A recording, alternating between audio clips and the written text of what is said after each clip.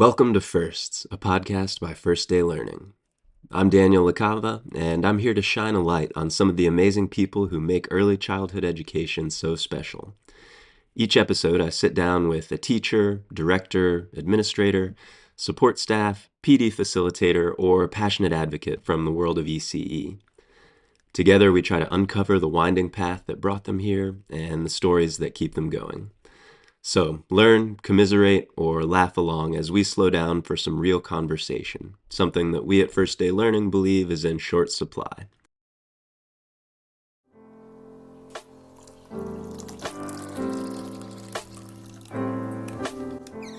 Hey, Patricia.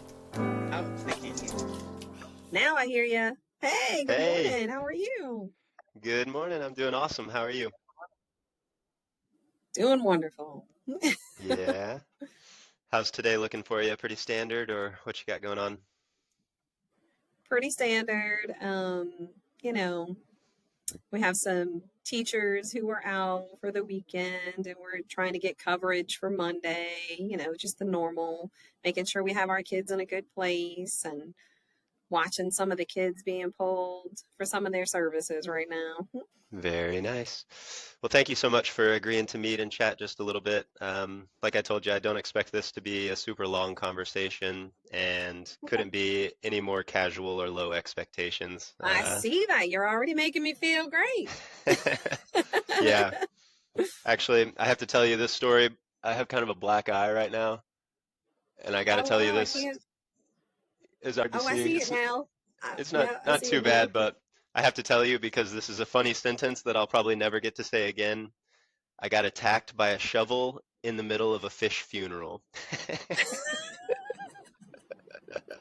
When you have children, those are the moments you will always remember. Yeah, That's great. Henry's fish met an early demise and we had to bury him, and Henry wanted to help bury but wasn't so good with the shovel. Yeah, Oh, Dad. What a great memory, though. yeah, for sure. He had a nice eulogy, and he's in a special resting place now, so. Oh. Um, so we're going to start out with first sips. This is episode one of Okay. First Sips with First Day. I've got coffee, and this is going to get repetitive episode by episode because it's always coffee. But what's your morning drink of choice? Coffee as well. Coffee A as well. large coffee. I had a It's sneaking nice and suspicion. warm. It's nice and worn, but I love that cup. I have left it at schools, and I am calling for my red cup. Have you seen a red cup? I think I left it by the elevator. Nice. It's not one of the famous Stanley cups, is it? No, no, I haven't No. upgraded yet. Nice. So, Patricia, the first thing I wanted to ask you about is your family's background in Plaquemines Parish. I think your dad was a professor there. No, actually, a cousin was the parish president at one point. Oh, cool. Yeah, Plaquemines Parish is a small community. I've lived here my whole life. I was born on the bayou, as my husband likes to say, in Port Yeah, Sulphur, and always loved being here and got married and decided to stay and not planning on leaving. nice. How far away is, you said, Port Sulphur? Yeah, it's probably about 45 minutes from here in the same Okay, parish, but it's where we call down the road. right. As opposed to up the Yeah, road, or? that's right. There's one road in Plaquemines Parish, right? So you get north to south on this one road.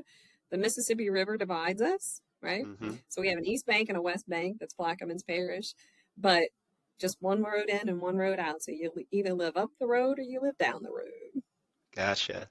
Yeah, I want to get into geography just a little bit because you guys are in such a unique setting. Michael told me a funny story about the English turn. Yes. What's the English turn? So English Turn is actually where one of the ships were coming up the river and they were met at the Battle of New Orleans and decided to turn around and go back the other direction. So it's where the English turned. That's right. That's right. And then Very we also nice. have the Fort Jackson and Fort St. Philip, which were the forts from the Battle of New Orleans and during that time where they manned all the soldiers. And they're Yeah. still here in Plaquemines Parish. It's one of our historical monuments down the Oh, road. cool. Down the road. Yeah. That's awesome. Could you tell us a little Okay. bit about where you're situated and what makes it kind of unique? Yeah, absolutely. So we're at the mouth of the Mississippi River, right? So we are outside of the city of New Orleans. You can get to the city of New Orleans within maybe 30 minutes, depending on traffic. But we are still like the quietest community that is interesting to live in, right? Now we have a little bit more hustle and bustle coming to us. We now have what they call the liquid nitrogen gas Hmm. company. LNG is building a huge facility. It's the largest in possibly the world, if I remember correctly. For sure, the United States. It's being built currently. So now all of a sudden, we are becoming a thriving little community with traffic everywhere, things that we're not used to. So we're in the middle of a bit of change in all of Yeah. what we have going on in our community. But usually it's people refer to us as God's country, right? So at the northern end, we're about 80 miles straight south, right? Hmm. And we're at the currently I'm located at the northern end. Um, if you go further down that one road, it becomes God's country that people Huh. like to refer us to. So you'll see pastures of cows, you'll see open spaces where people um, neighbors are far away as opposed to traditional neighborhoods that people are used to seeing in the northern part of the parish, right? Yeah. So a short drive from New Orleans, but a huge difference in those 30 minutes. Yeah, absolutely. It's just a Hmm. different feel. It's a real hometown, right? That little Yeah. that little home feeling, Yep. safe. Yeah. That kind of leads well into my next question, thinking about the geography being so unique and you're close to a major city center, but so much different geographically and Mhm. culturally. What do you think are some of the unique challenges that you guys face as a program in that area? We are small, right? Like we love being small, but being small has its challenges, right? So when you look at the geography, most of our parish is developed on the northern end. And as you go further south, it's smaller, like I said, smaller communities. So then children lose access to school, right? Mm. Or they lose access specifically to early childhood. We have schools built in each one of those communities. But as a Ready Start network for early childhood, we really lose access for children birth to 3 because there's not a lot of need in those communities. So now what we've done, because I think that's kind of where you're going, is how are we helping the needs in the community? Is now we've actually opened 2 brand new childcare centers Oh, through our no way. network in those communities. So now we have birth to 3 care and access developed in those areas. So Awesome. it's neat to do all of the research and kind of figure out, even though geographically we are challenged, how can we still bring the needs and access what we need, right? Yeah, totally. When did those two centers open? This year. Yeah. So we opened in the Port Sulphur area, we opened our first child care center in August. Hmm. And just recently in January, we opened a second one on our East Bank. There's only one Wow. school on that side of the river. So we needed to get access to birth to 3 for them. So we were blessed enough to get a grant and we opened both of those centers. Very nice. Yeah. Um, what was your role like in that process? So you're director of Head Start, is that right? Do I have the title right? Uh, yeah, that's one of my titles. One title. I had a feeling that wasn't the One. only one. Could you give me a brief introduction, all of the titles that Yes. you hold? Yeah. So because we're a small network and we're a small community, right? Um, Funding could be a concern for us. So we have multiple tasks in each one of our jobs, right? So I Yeah. am the director of early childhood. I am also the director of Head Start. So within that means, as the director of early childhood, we take care of all grants to service children birth to 5. So that's pre-K, that's Head Start, that's birth to 3. That's working within the community and building what we call a Ready Start network to make Yeah. sure that we have community members coming to the table to help us figure out those unique challenges. Very nice. Could you talk a little bit about that grant process? Not being very familiar with grant-based funding, what goes in that from your perspective or in your position? What kinds of things are you doing? So the biggest part begins with obviously the application process, right? So every year you have to reapply for all of the grant funding. It's not a guaranteed source of income. Yeah, So then as a network and as a system, we're trying to come up with funding plans. You know, what does the future look like? Is there a way for us to get outside of the grant system and maybe get donations or philanthropical help to advance birth to five care in Plaquemines Parish, right? yeah, Um, because once you get the grant, of course, there's lots of paperwork involved in that grant. There's lots of expectations beyond, you know, for example, Head Start has a manual of Head Start standards that is probably this thick, that I have a mhm, team of people to ensure that all of those standards are met because the federal dollars come with expectations. The state yeah, dollars come with expectations. So you sign the assurances, and then as a group, we have to assign all of those jobs out as an office staff. And sometimes teachers can help in some of the things that are needed, right? mm, But the work and the grant process and keeping all of the paperwork can be pretty intense. And then, of yeah, course, every year they come in and they monitor it. So they say, right, okay, you know, you spent all of these dollars. So now come back and prove to me, what did you do with these dollars? Show me photos, show me documentation. So yeah, then you write it, you do the work, and then you have to prove you did the work right. And by the time you're and done with hope they that, give it it's to you again. right. By the time you're done with that, it's about 2 weeks until you have to apply for the next year's funding. That's right. Jeez, I could see that eating Yeah, up a lot of your time, a lot of your it bandwidth. does. Yeah. It does. It's well worth it, though. It's a work of passion. Yeah, absolutely. That's something I wanted to ask you about as well as, First Day Learning works with lots of small rural programs all over the country. And one of the Hmm. biggest challenges that we see over and over again is really high teacher turnover. Like Yeah. this teacher's hired and gets into the classroom on Monday and they're gone on Thursday or they're gone the next Tuesday. And it seems like you guys have managed to avoid that for the most part. We have seen our ups and downs, but I will say our troubles are not as massive as you're talking about with other programs that I've heard. I think the contributing factors to that are, you know, a few different things. We're unique in the fact that it's probably easy to get staff to work in the northern end, right? It's easy access to outside communities, but it's really hard for us to keep staff what we call down the road, right? Hmm. There are three elementary schools specifically that have to be staffed that we work hard to keep staffed. So our HR department has offered housing, Wow. right? Now the child care centers that we've opened, and we have a child care center specifically for teachers' children. So if you're willing to go to those schools, you could have discounted housing that is paid for, minimal cost to you. And then we also provide childcare at minimal cost to you.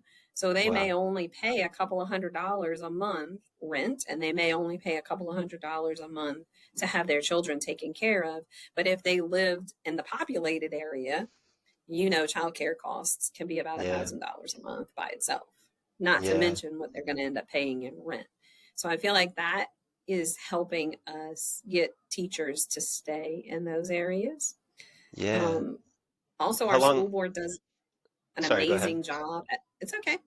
Because all of our people work for the school board, they do an amazing job of ensuring that a majority of our health insurance is covered by Wow. them. That's not an out of pocket expense for us. That in itself is a huge benefit to all of our staff. Yeah. Most early childhood providers don't even have benefits that they can offer to people. Yeah. So it's nice to have that as an option too. Yeah. Gosh, I'm super interested in those programs. How long have you had the subsidized housing and childcare going? Wow. So I'm going to say prior to maybe around 2005, I think we were just prior to that when those things started. In 2005, Hurricane Katrina came in and devastated our entire parish. Yeah. And we had to start thinking outside the box Hmm. to get people to come and work for us, or even families to come and put their children back in school. So a lot of that around that time is a lot of when it happened. Yeah. And then Ida in 2012, is that right? Right. Right. That's the Yeah. one thing that we always have, um, that our community always has to worry about, right? Yeah.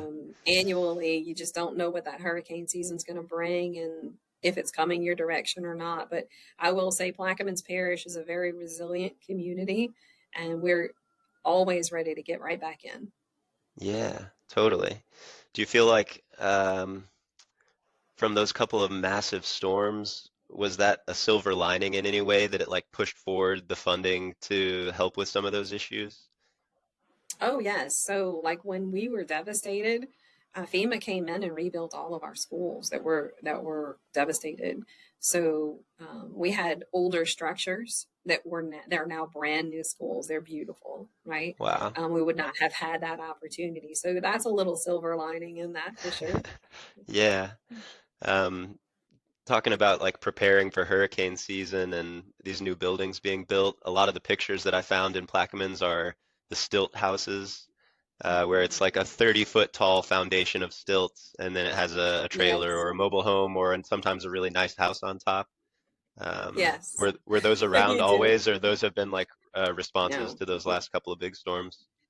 So after Katrina specifically, that's when everything started changing and needing to build higher up to avoid the possible flood. Yeah. Did any of that type of thing go into building the new school buildings? I mean, they're not on stilts, I don't think, Yeah, but they actually are. So they're not on the first floor, they're all elevated to the second floor. So all of wow. our brand new schools, the first floor is actually 1 story up. Oh, wow. And did Yeah, those do well? Did those do well during Ida after being built yes. after No Katrina? damage at all. No Wow. damage at all. It was Um, nice. that Yeah. that must be Again, amazing that to go silver through. lining, right? Yeah, to go through Katrina, see the devastation, and then have it rebuilt, and then have another massive storm and be okay after it, or Yeah, relatively okay, those buildings at least. relatively okay. That's right. Minimal damage compared to that. Yeah, very interesting. Hmm. So you sort of mentioned earlier you guys are becoming a bustling small place instead of such a quiet small place. I think I Yeah. learned that they're building villages for those natural gas workers. Is that like a big part of the development going on? Yeah. So now all of a sudden you have these little populations of RV campers popping up, especially in that community near there because they don't, there's a lot of traffic coming through the Belchase area to go out to those outer places. So if they're living in those outer places, it becomes, a bit of a nightmare for us right now. So people in the community are opening, like you're saying, like little villages of RV campers, or people are renting out their homes. Some people are using it as an opportunity to sell their home and move to a different place, and then or renting their home in that area so that they can move to a different place with their family. Yeah. Have there been any, I imagine the cultural mixing of all the locals with all the new workers coming in, there's probably Yeah. ups and downs to that. Well, what's great is, a lot of them are bringing their children, right? Yeah. So we're finding, especially in the birth to five area, like we're finding an increase of that need for access for those children to be in a program, right? Yeah. It's kind of leveling off now, I guess. And then we're finding that some people are bringing their families and realizing that maybe an RV camper staying with your family is not the best case scenario. So then they're moving their family to different areas while the workers are staying in that Yeah. area. So I think everybody's still trying to figure out what their norm is going to look like. And they Yeah. know that the construction is only going to last so long. So it's all Right. kind of temporary. Yeah. Kind of creates a bit of a gold rush scenario. There's lots of money there, but maybe Right. not for too long. Yeah. Hmm. Very cool. My last question for you, Patricia, and this is a big one, and I'm sorry I didn't put it on the outline that I sent you ahead of time, but Okay. this weighs heavy on my mind right now. A lot of my job is like reading research and reading news and digging through information about the state of things in early childhood right now. And I'm Hmm. interested in your perspective on how are the kids right now? Because from the work that First Day Learning does, we see that classroom behavior is a challenge like it's never been before. Everybody saw Yes. the impact of the pandemic that continues to have rippling effects on parents and their children. What's your take Yes. on how are the kids today compared to 5 years ago, 10 years ago? Very different. I agree. I am very blessed that in the inception of First Day, when you guys first started, that we were one of the first people that were on board with y'all. Hi, it's Rebecca here at First Day Learning. I have the amazing team of coaches from Plaquemines Parish, Head Start and Pre-K, giving some classroom and behavioral support here. As the locals say, down the road. We have seen tremendous growth with using First Day. Our children are entering the classrooms, as you're saying, they're they're not the same as they were. You Mm-hmm. don't realize how much the children internalize. They're little sponges at their ages, right?